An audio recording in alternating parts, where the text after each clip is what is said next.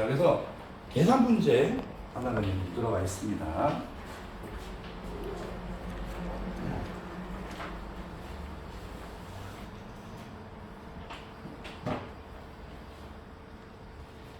자, 그래서 메탄의 이론 산소량과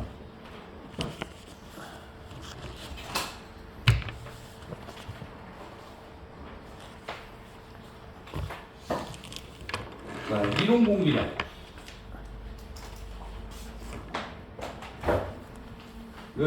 중량 기준으로 구하시오.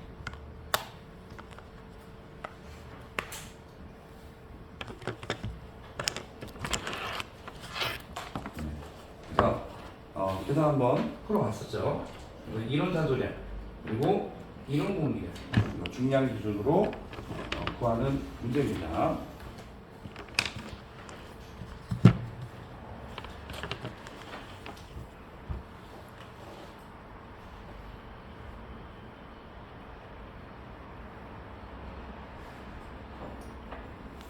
자, 그 다음에 이제 객관식 문제입니다.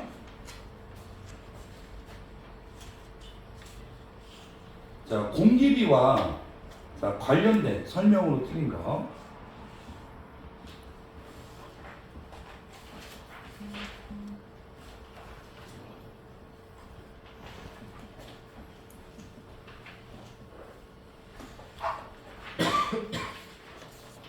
자, 틀린 것.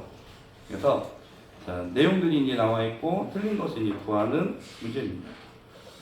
자, 먼저 자, 연료를 실제 연소할 때는 이론 공기량만으로는 자, 연료를 완전 연소할 수 없으므로 자, 이론 공기량 자, 이상으로 공급해야 되나요? 아니면 이하로 공급해도 되나요?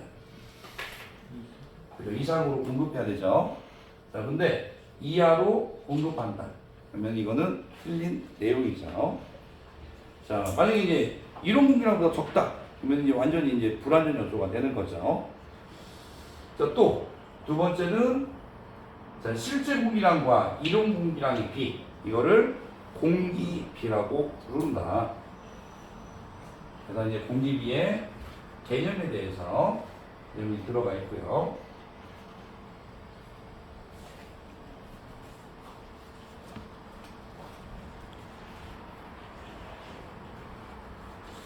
자, 그 다음에 이제 세 번째, 과잉 공기율. 자, 과잉 공기율은 자, 이론 공기량보다 과잉된 공기량의 비율을 말한다. 그러니까 이제 어떻게 보면 실제 공기량에서 이론 공기량보다 많은 공기량을 바로 과잉 공기율이라고 부릅니다. 그래서 만약에 공기비가 1.2다. 그러면 1이라고 하면은 이건 이론 공기량이죠. 여기서 20% 받은 자, 0.2는 이거는 이제 여러분들 과잉 공기량이 되는 거죠.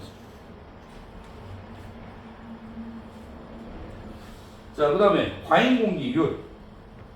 과잉 공기율은 자, 공식으로 보면은 이렇게 자, 공기비에서 1을 빼주고 곱하기 이제 100을 한 것이다. 또는 이제 과잉 공기량에서 이론 공기량을 나눠준 다음에 그 다음에 100을 곱해서 구한다. 자, 이 정도 내용이 들어가 있습니다. 그래서 이제 틀린 내용을 고르는 문제죠.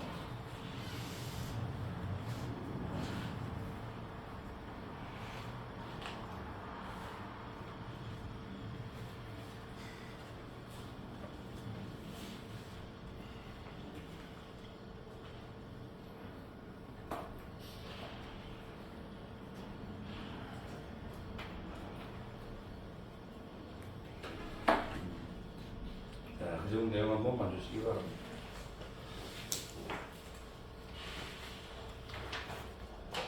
자, 그 다음에 여러분들 32페이지 한번 봐주시면은 연수 한계가 있습니다.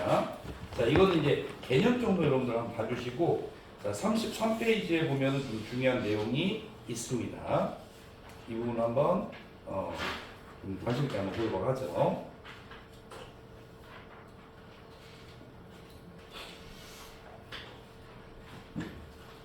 자, 연소 환경입니다. 자, 연료가스와 공기의 혼합 비율이 자, 가연 범위에서 연소되는 이제 범위라고 보시면 되고요. 이때 혼합가스는 자, 연소한다. 그래서 연소 범위가 있고 그 범위 안에서만 연소가 일어나고 그 범위를 벗어나면은 자, 연소가 일어나지 않는다는 거죠. 자, 공기가 이 범위보다 공기가 많거나 또는 연료가스가 많아도 연소하지 않는다. 그래서 연소하는 것은 딱 그 범위 한계가 딱 있다고 보시면 돼요. 자, 이 범위를 연소 범위 또는 이제 폭발 범위, 연소 한계 또는 폭발 한계 다 같은 말이라고 보시면 됩니다. 자, 일반적으로 공기와 혼합되어져 있는 가스량의 퍼센테이지로 표시를 합니다. 그래서 가스의 이제 최고 농도를 상한, 최저 농도를 하한이라고 부르는 거죠. 자, 메탄은 보통 5에서 15%에서 보면은 연소 한계가 있는데 이때 자, 낮은 값 5%를 하한이라고 부르고 높은 값 15%를 상한이라고 부릅니다. 이 범위 내에서만 연소하는 거죠. 그러니까 메탄이 자, 연소 범위가 자, 5에서 15%다. 그러면 이 낮은 값을 하한, 높은 값을 상한 이렇게 부르는데 자, 공기 중에 보면은 메탄이 5%가 있을 때부터 연소가 돼서 15%까지 연소가 일어난다는 거죠. 근데 이 범위를 벗어나서 자, 공기 중에 보면은 4%의 메탄이 있습니다. 그러면은 연소가 일어날까요? 안 일어날까요? 그렇죠? 일어나지 않죠. 자, 16%에 보면은 메탄이 있어요. 연소가 될까요? 안 될까요? 안 됩니다. 반드시 이 범위 안에서 공기 중에 보면 메탄의 함량이 5에서 15% 이내일 때만 연소가 일어난다는 거지. 자, 그래서 이제 5% 미만이거나 15%를 이제 초과하는 경우에는 연소가 일어나지 않고, 자, 이게 연소가 일어나지 않고 연소가 일어날 수 있는 5에서 15%이 범위를 연소함이라고 부르는 거죠. 또는 이제 연소 범위 부릅니다. 보통 1기압이면 이제 표준 대기압을 가리키죠. 1atm 또 상온. 자, 우리 주위의 온도가 이제 상온이라고 볼 수 있죠. 그런 조건에서 말하는 겁니다. 그래서 뭐 연소 범위, 폭발 범위, 자, 연소 한계, 폭발 한계 같은 말인데 이게 어떤 걸 뜻하는지를 한번 봐주시면 되죠. 자, 이게 이제 그림으로 한번 보면 이렇게 볼 수 있습니다. 자, 지금 프로판을 예로 든 건데 프로판은 자 2.1%에서 그다음에 9.5% 이게 이제 폭발 범위라고 보시면 돼요. 그러면은 그 범위 안에서는 연소가 일어나지만은 2.1% 이하에서는 자, 연소가 안 되고요. 또 반대로 9.5% 이상에서도 연소가 일어나지 않는다는 거죠. 반드시 이 연소 범위 안에서만 연소가 발생이 되는 겁니다. 자, 이게 이제 각 기체마다 보면은 기체 연료나 이런 기체에서의 보면은 연소 범위라고 보시면 됩니다.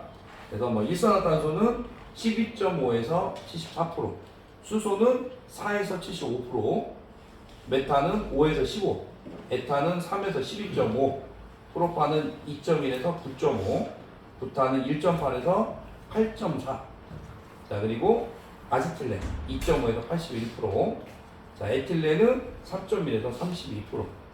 자, 근데 보통 이제 이런 연소 하한이 낮을수록 보면은 여러분들 좀 위험한 가스라고 보시면 돼요. 왜냐면은 조금만 누설돼도 바로 보면은 연소 또는 가스 폭발이 일어날 수 있기 때문이죠.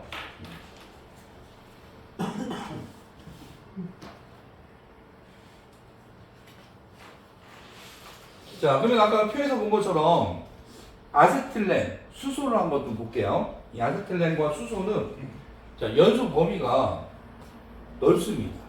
예. 아세틸렌과 수소는 연소 범위가 다른 가스에 비해서는 훨씬 넓죠. 일산화탄소도 넓고요. 자, 그래서 아세틸렌, 수소, 연소 범위가 가장 넓은 편이고 그 다음으로 일산화탄소 이게 이제 넓습니다.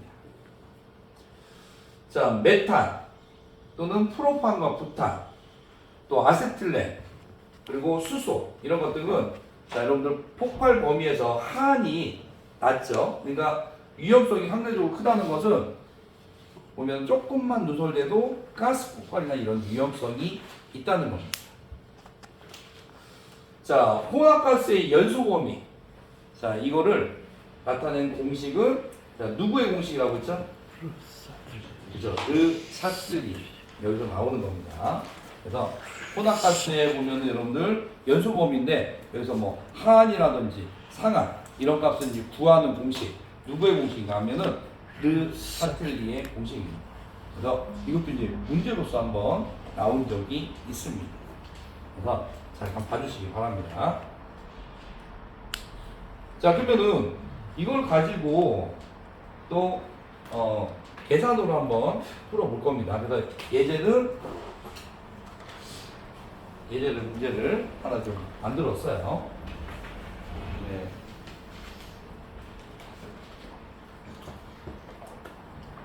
자, 한번 이제 예제 문제를 한번 내보도록 하겠습니다. 자, 예제 문제를 한번 낼 테니까 한번 풀어보시기 바랍니다. 여러분들 책에 이제 공식이 있으니까 그대로 한번 대입을 해보시면 돼요. 자, 프로판이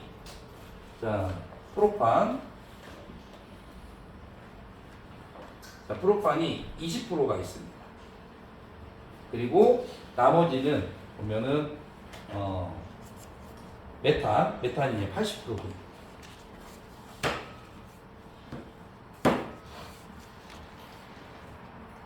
네, 둘이 합하면은 이게 이제 혼합가스이기 때문에 100%인 혼합가스죠.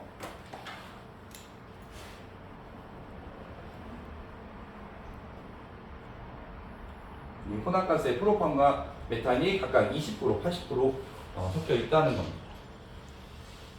자, 이때 연소 하한값을 구하시오. 네.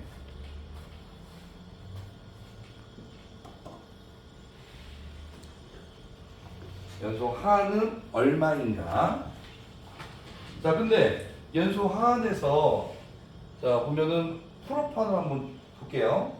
책에 보면 프로판은 2.1에서 9.5죠.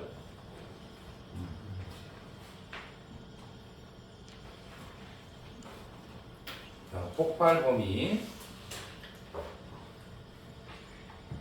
자, 메탄. 자, 메탄은 자, 5에서 15%죠. 네. 자, 그러면은 여러분들 이렇게 이제 조건이 주어졌을 때 연소 하한을 한번 구해 보시기 바랍니다. 자, 한 5분 드리겠습니다. 20 플러스 5 980 100 맞습니다.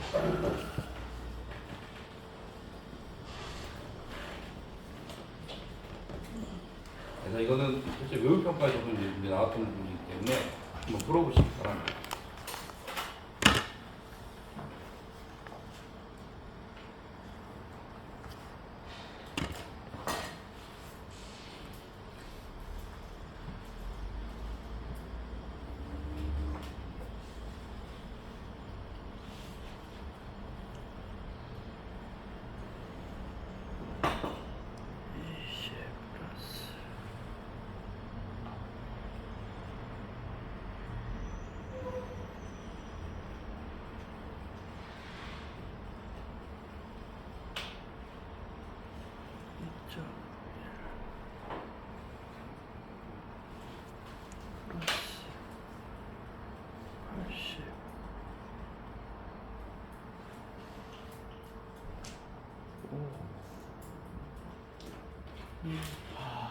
3.9 3.9 3.918? 네. 3.917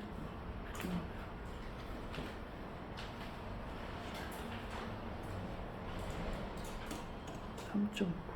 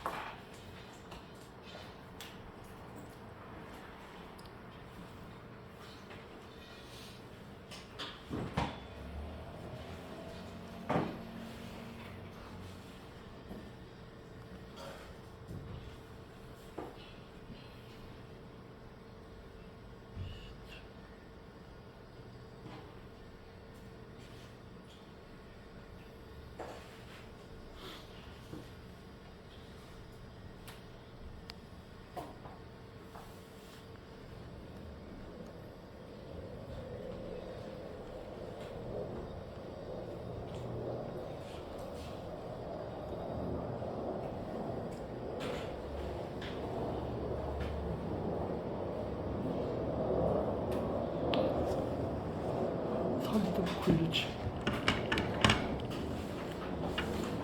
917 917 3.91 다 풀어보셨나요? 예. 네. 자, 그러면 한번 보도록 하죠.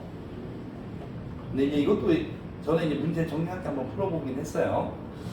자, 100 그리고 자 프로판 20 상한값을 구하기 때문에 자 2.1 근데 책에는 보면 지금 2.2로 돼 있죠. 네. 자 플러스 자 80 그러고 여기는 5 네. 이렇게 해서 이제 구해 주시면 됩니다.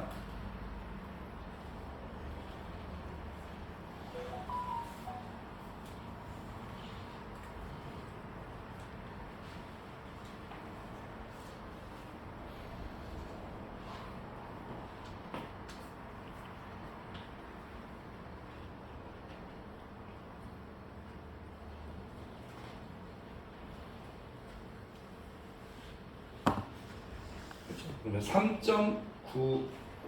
3.917이 나오네요. 3.세 자리에서 이제 만약에 반올림 하면은 3.92 예.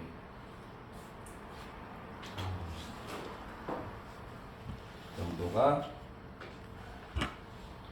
나옵니다. 네.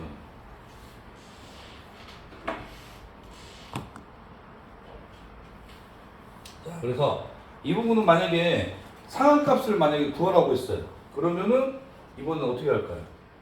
상한, 하한이 아니라 9.5 네, 상한을 구하시고 만약 이렇게 나온다면은 여기다가 대신에 9.5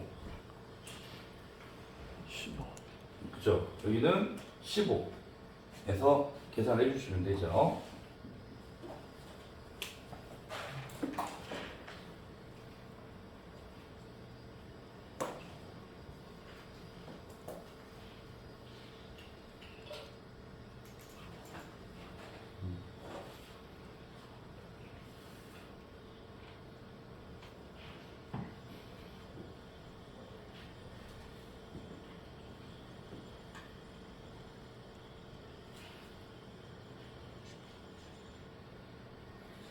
자, 13.44 정도 나오네요.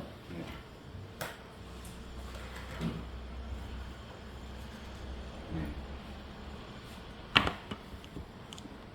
네, 이렇게 상한값, 상한, 한 이걸 다 구해볼 수 있습니다. 그래서 자, 이 공식도 잘 기억을 해주시고요. 자, 이런 혼합가스의 상한이나 하 구하는 공식 누구의 공식이라고 했죠? 루스 그죠? 르 샤틸리의 네, 공식입니다.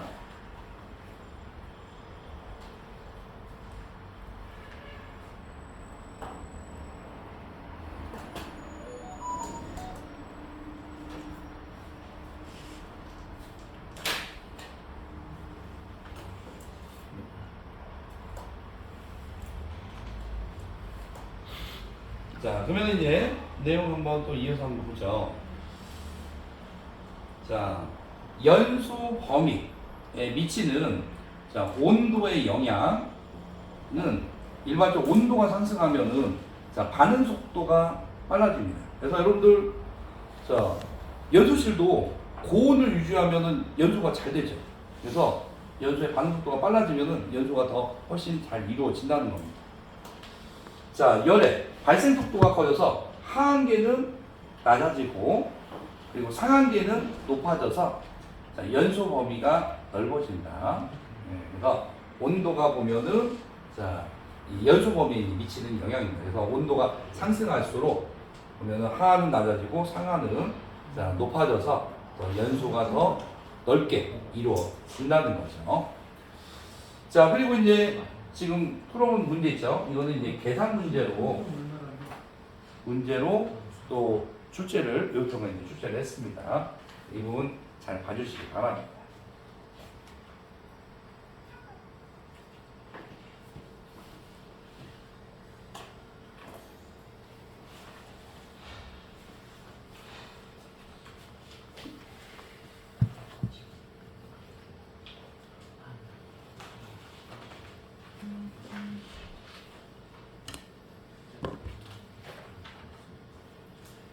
자, 이번에는 여러분 이제 37페이지 한번 보도록 하겠습니다.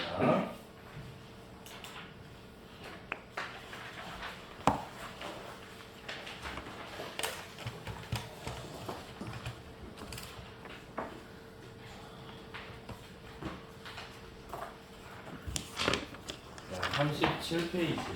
네. 자, 에너지 효율 관리하기 들어갑니다. 여기서는 보일러의 열병산비인 열부하 계산에 대해서 이제 내용이 나와 있습니다. 자, 내용 한번 보도록 하죠. 자, 앞에서 여러분들 열병산이라고 하면은 자, 보일러대로 열이 어떻게 들어오고 어떻게 나가는지 자, 이거를 파악하는 게 바로 열병산이었죠. 자, 열병산 시 입열과 출열 반드시 어떻게 해야 한다고 했죠? 같아야 한다고 했죠. 그래야지 보일러의 효율이나 이런 공식들이 성립이 되는 거예요. 입열과 출열이 달라지면은 자, 보일러 연료율을 구할 수가 없습니다. 자, 그러면은 열병산의 이제 조건 한번 보도록 하죠.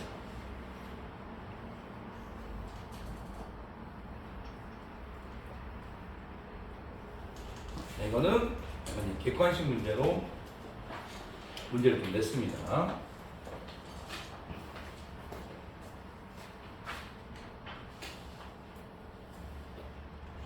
자, 열병산의 조건으로 틀린 것입니다.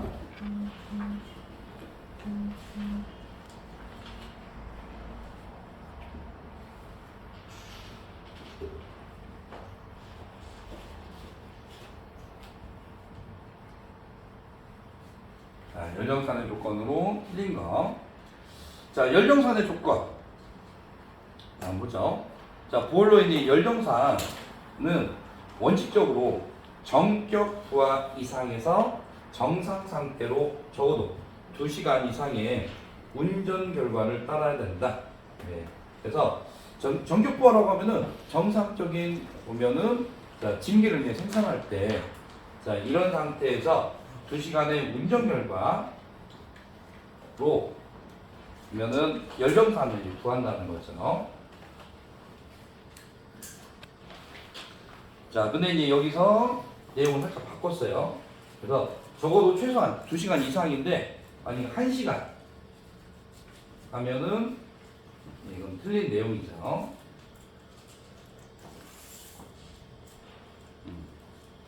자, 이건 기준이기 때문에 보통 원칙적으로는 2시간 이상이라고 보시면 됩니다. 다만 자, 소형 보일러일 경우에는 자, 시험 시간을 1시간으로 할 수가 있다. 소형 보일러 때는 1시간이 가능하지만은 일반적인 보일러는 2시간 이상 운전 결과를 따라야 됩니다. 자, 그래서 이 틀린 부분 잘 봐주시기 바랍니다.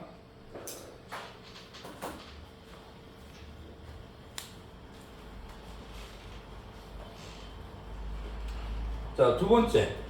자, 보일러의 열병산 시험은 보일러의 각부를 점검하고 열정산을 하려면 보일러가 완전한 상태로 있어야 됩니다. 그래서 미리 열정산을 하기 전에는 점검을 해서 이상이 없는 것을 확인하고 해야 되겠죠. 또 연료 개통이나 또는 증기나 또는 물에 증기 개통 또는 여러분들 뭐 급수 개통이나 누설이 없는지를 확인합니다. 자, 그리고 실제 시험 중에 사용상 지장이 없는 경우에는 자, 블로우 다운 또 그을음 불어내기 등을 하지 않는다. 그래서 여러분들 보면 연령산 할 때는 보면은 이렇게 자, 블로우 다운이라고 하면 분출이죠. 그리고 그을음 불어내기라고 하면은 슈트블러. 자, 수간식 보일러에서 여러분들 슈트블러라는 게 수간 표면에 있는 검댕이를 자, 제거하는 장치였죠. 자, 이런 것 등을 하지 않는 상태에서 열정산을 합니다. 또 안전밸브는 열지 않은 상태에서 운전 상태에서 시험을 합니다. 만약에 안전밸브라는 것은 압력이 이제 초과됐을 때 그 압력을 외부로 배출해서 보일러 본체를 파손을 방지하는 거죠. 그러니까 정격 부하 상태로 운전하기 때문에 안전밸브가 열려 있으면 안 된다는 거죠. 자, 만약에 안전밸브가 열렸어요. 그러면은 시험을 다시 해야 돼요.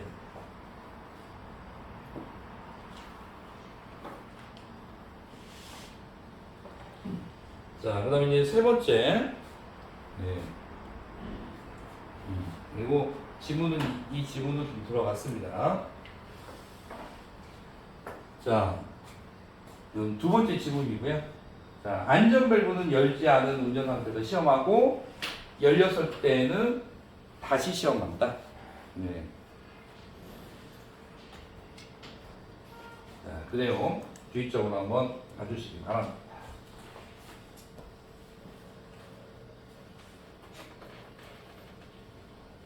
자, 세 번째.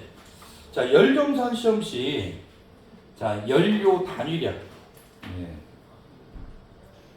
단위량, 즉, 고체 및 액체 연료는, 자, 킬로그램, 기체 연료는, 자, 표준 상태. 표준 상태면은 0도씨 1 ATM이라고 보시면 됩니다. 네. 자, 환산했을 때 1 노멀 세제곱미터. 그래서 여러분들 발열량 할 때도, 자, 킬로칼로리 또는 메가줄 퍼 킬로그램 하면은 고체 액체 연료였죠. 자, 메가줄 또는 킬로칼로리 퍼 노멀 세제곱미터 하면은 자, 이때는 기체 연료의 발열량이었죠.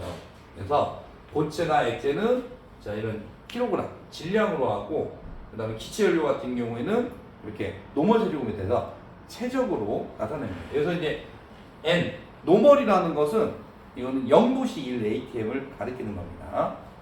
그래서 온도와 압력이 변하면은 자, 최적이나 이런 것들이 바뀌기 때문에 기준적으로 하는 거죠. 자, 단위 시간당 총 이별량. 이별이라는 게 보면은 보일러 내로 들어가는 열을 가리킵니다. 네. 자, 그래서 총 이별량. 보일러로 이제 들어가는 만큼 자, 총 출열량.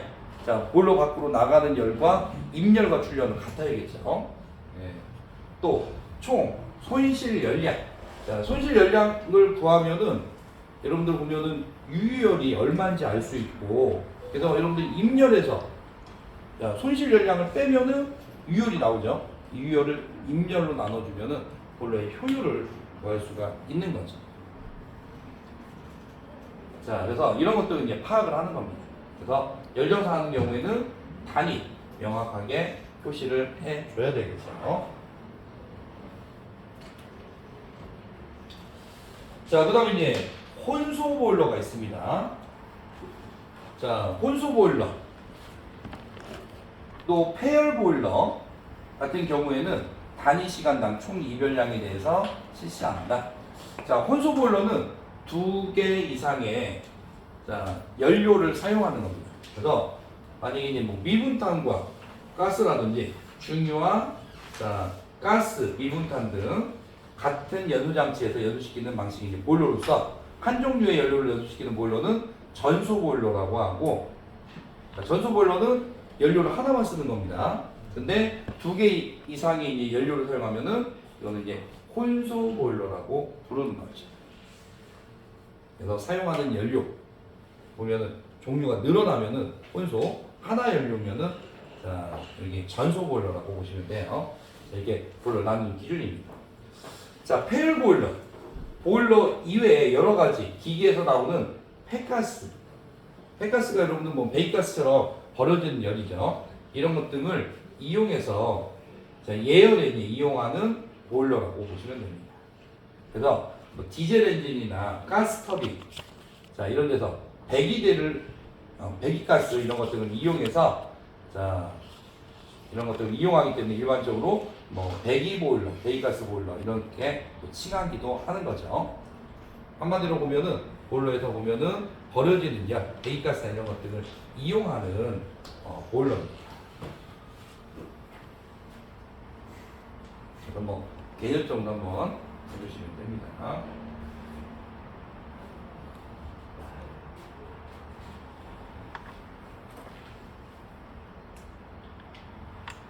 자, 그다음 이제 세 번째.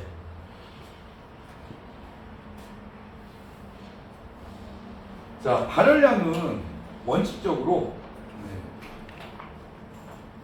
사용 시 연료의 총 발열량으로 한다. 그래서 자, 여러분들 이제 발열량 만약 단위를 쓴다 연령선에서 그러면은 그냥 발열량이라고 쓰면은 그냥 총 발열량, 고위 발열량을 사용한다고 보시면 됩니다.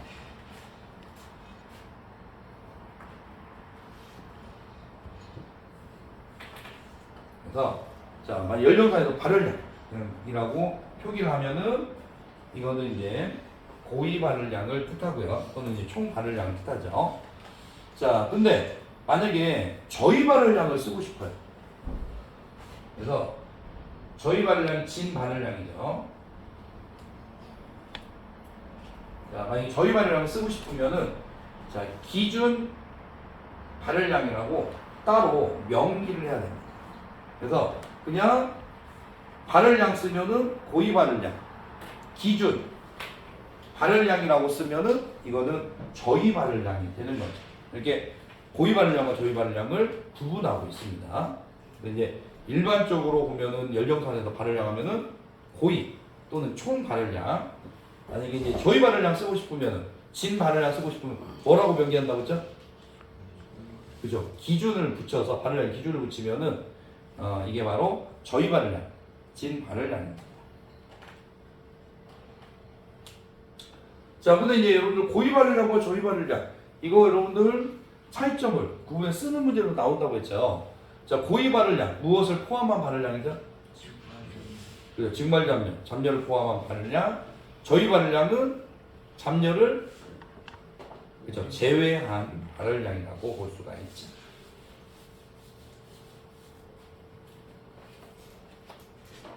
자, 그러면 여기에 대한 설명 한번 보죠.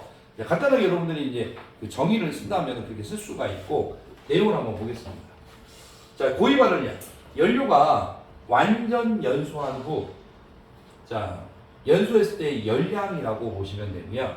자, 연소에 의해 발생한 수증기의 잡열 이런 것까지 보면은 모두 포함된 값입니다. 그래서 원래 연료 중에도 수분이 있고 또 탄화수소 같은 경우에는 탄소와 수소로 이루어진 물질, 특히 수소가 있으면은 연소에 보면 물이 수분이 발생하죠. 그러면은 이 연료 중에 있는 수분과 또 연소 후에 발생된 수분 이게 이제 증발하면서 열을 뺏어가게 되는데 그 열마저도 다 포함한 발열량이 고위 발열량이죠.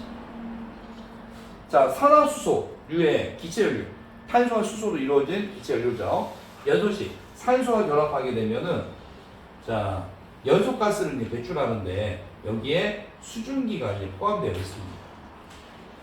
자, 이때 발생된 수증기, 자 응축이 되지 않지만 연소가스의 최초 온도까지 내릴 때를 가정하면은 수증기가 응축이 되고 응축이 될 경우에 열을 발산하게 된다.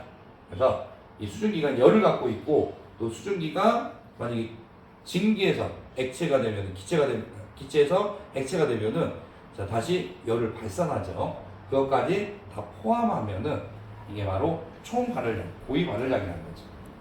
자, 저희 발열량, 고위 발열량에서 연소가스 중에 하면은 수증기의 증발열, 증발 잡열을 뺀 것, 제외한 것을 그러면은 저희 발열량 또는 진 발열량이라고 부르죠.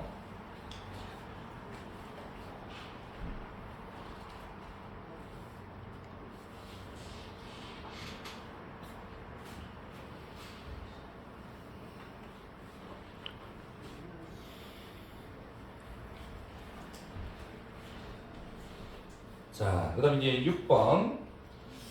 자, 열령산의 기준 온도입니다. 기준 온도는 시험 시에 외기 온도를 기준한다. 보통은 이제 열령산의 기준 온도 하면은 외기 온도를 가리킵니다.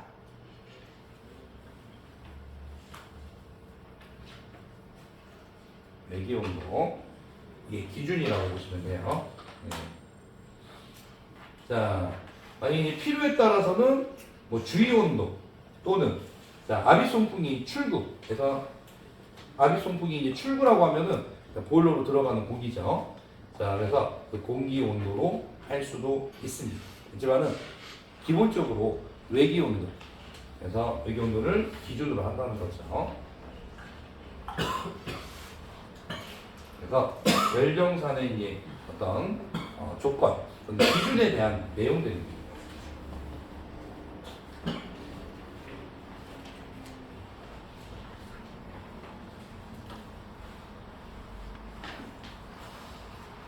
자, 그러면은 열정산을 하는 목적 한번 간단하게 한번 보도록 하겠습니다.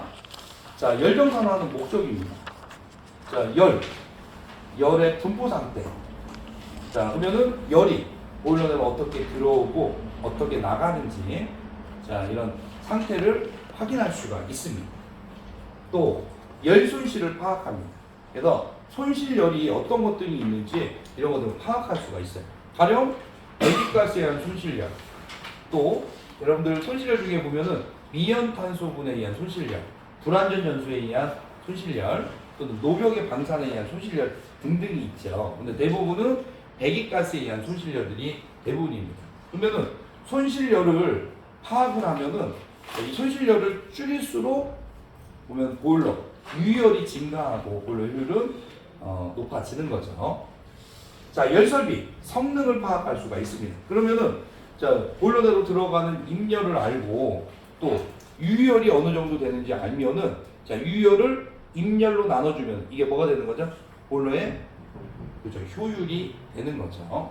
그래서 성능이 어느 정도인지 파악할 수 있다. 만약에 보일러의 효율이 자 80%예요. 그러면은 자 100이라는 임열이 들어갔는데 80%는 뭘로 쓰여진 거죠? 그죠, 유열. 나머지 20%는 그죠, 손실열에 해당된다는 거죠. 자, 그 다음에 조업 방법을 개선할 수 있다. 그래서 보일러의 운전 방법이나 이런 것 등을 좀 더 효율적으로 또 보일러 효율을 높이는 방법으로 보면은 운전 방법을 개선할 수가 있습니다. 또 열설비, 구축 자료로 이제 활용할 수 있는 거는 자, 만약에 보일러가 지금 뭐 한 대가 있어요.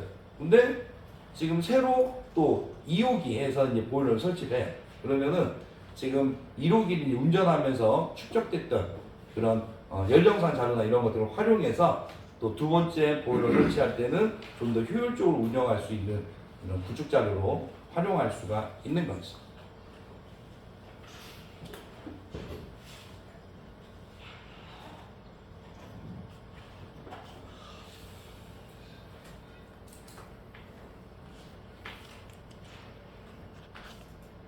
자, 이거는 이제 약간 기능상에서 조금 정리된 부분들인데 한번 또 중요한 부분이기 때문에 한 번씩 좀 보도록 하겠습니다. 먼저 열정산 단위 보면은 발열량은 자 kcal per kg, 기체연료는 kcal per 노멀제곱미터. 근데 이제 요즘에는 kcal를 잘 쓰고 메가줄을 주로 쓰고 있죠. 네. 그래서 SI 국제 단위가 kcal보다는 줄 단위를 쓰고 있습니다. 자, 그 다음에 이제 열정산 시 입열, 자, 보일러대로 공급되는 열, 출열, 보일러에서 나가는 열, 이거는 반드시 같아야 됩니다. 자, 이게 이제 여러분들 전제가 돼야 되지. 그리고 열정산 하면은 입열 항목들과 출열 항목 있죠. 비교해 보면은 총 합은 같다고 보시면 돼요. 네. 그래야지 여러분들 열정산이 정상적으로 된 겁니다. 만약에 이제 이게 입열과 출열이 다르다 그러면은 열정산이 잘못된 거고 보일러의 효율이나 이런 것들 공식들이 성립이 되지 않습니다. 자, 그 다음에 이제 결과 표시, 입열, 출열, 순환열 이런 걸 표시하는데 주로 입열과 이제 출열은로 표시를 하고요. 자, 입열, 보일러 설비 내로 들어온 열, 출열은 자 외부 쪽으로 방출되는 나가는 열이라고 보시면 됩니다. 그리고 출열에는 유열과 손실열 이 두 가지를 더해주면은 이게 바로 출열이 되는 거죠. 그리고 유열 또 다른 이름으로 한 번씩 이제 문제로 나올 때 유효, 출열이라고도 부릅니다. 갖다 보시면 됩니다. 유열이 바로 유효, 출열이라고 합니다. 자, 순환열. 자, 설비 내에서 이렇게 순환되는 열이고 이거는 열정산 계산할 때 포함시키지 않습니다. 자, 발열량. 자, 원칙적으로 무슨 발열량을 쓴다고 했죠? 그죠? 고유 발열량 또는 총 발열량을 쓰고요. 만약에 이제 저희 발열량을 쓰고 싶어요. 그러면은 반드시 뭐라고 명기해야 되죠? 그죠? 기준을 써서 기준 발열량이라고 쓰면은 이거는 저희 발열량으로 보시면 돼요. 이건 진 발열량이라고 부릅니다. 자, 여기 보면은 유종에 따라서 경유, 벙커 AU, 벙커 BU, 벙커 CU. 예. 자, 여기는 주유죠. 자, 비준이 있고 그리고 저희 발열량이 있습니다. 그래서 일반적으로는 보면은 지금 여기 표에 있는 걸 그대로 사용하고 만약에 실측이 가능하면은 실측치를 사용한다고 보시면 됩니다.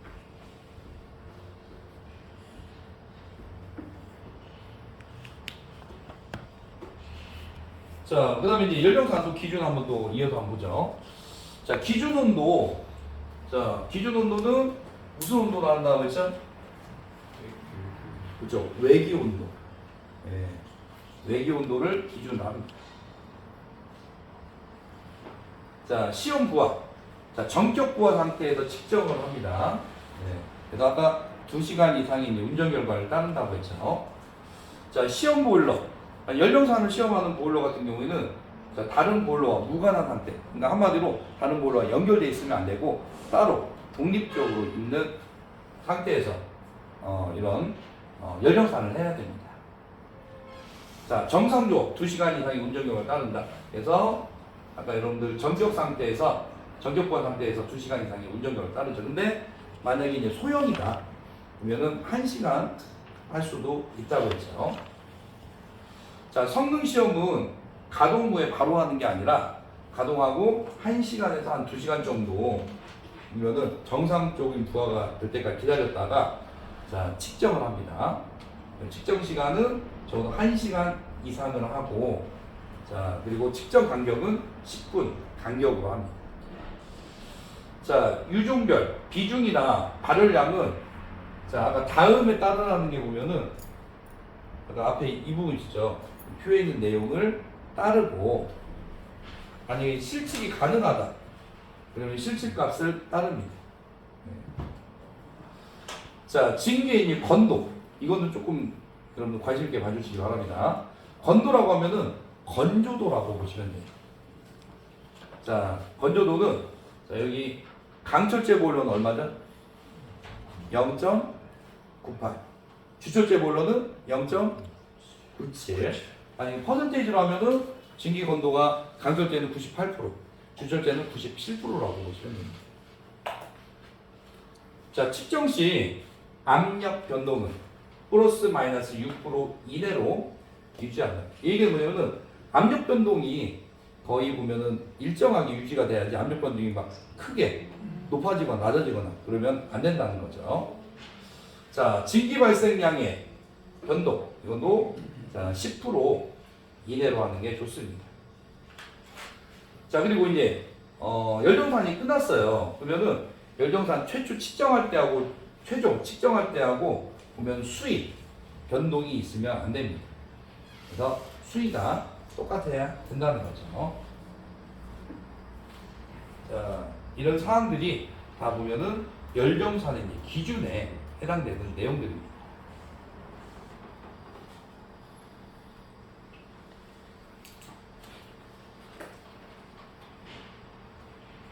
자, 이번에는 자, 용어의 이제 정의 한번 보도록 하겠습니다. 자, 용어의 정의가 되는데 이건 뭐 내용 정도만 한번 가볍게 한번 보셔도 괜찮아. 이거는